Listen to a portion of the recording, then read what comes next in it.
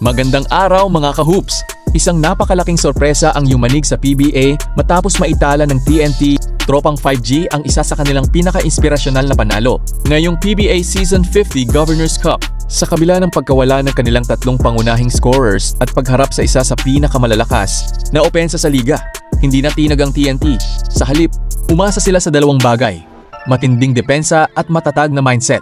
Ayon sa koponan, simple lamang ang kanilang naging plano. Subukan nating talunin sila sa depensa at higit sa lahat, panatilihin ang positibong pananaw hanggang sa huling segundo ng laro. Dahil sa walang sawang effort, disiplina at matinding fighting spirit, nagawa ng TNT ang halos imposibleng mangyari. Tinalo nila ang defending All-Filipino champion na San Miguel Beermen sa score na 93-89 sa overtime. Sa harap ng mga fans sa SM Mall of Asia Arena, malaking ambag sa panalo ang ibinigay ng nagbabalik na import na si Rallier Hollis Jefferson.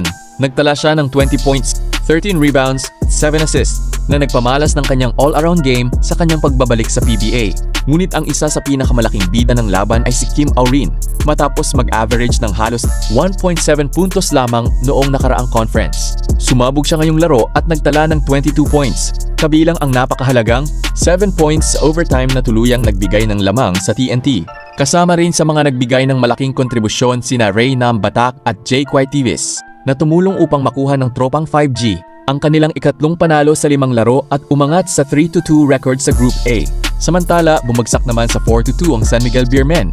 Kapansin-pansin ding napigilan sila ng TNT sa opensa matapos limitahan ng Beermen sa 89 points, malayong malayo sa kanilang karaniwang average na mahigit 120 points bawat laro.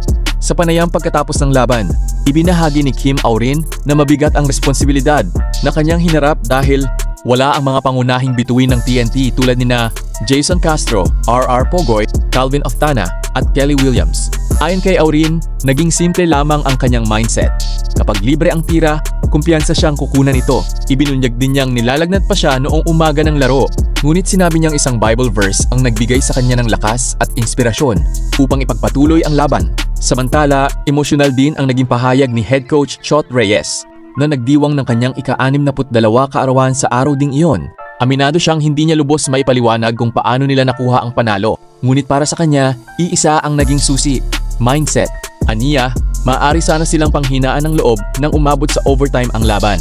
Ngunit sa halip na isipin ang pagod at pressure, pinili nilang maging positibo at isipin na isang malaking tagumpay na lamang ang maitulak ang San Miguel hanggang overtime.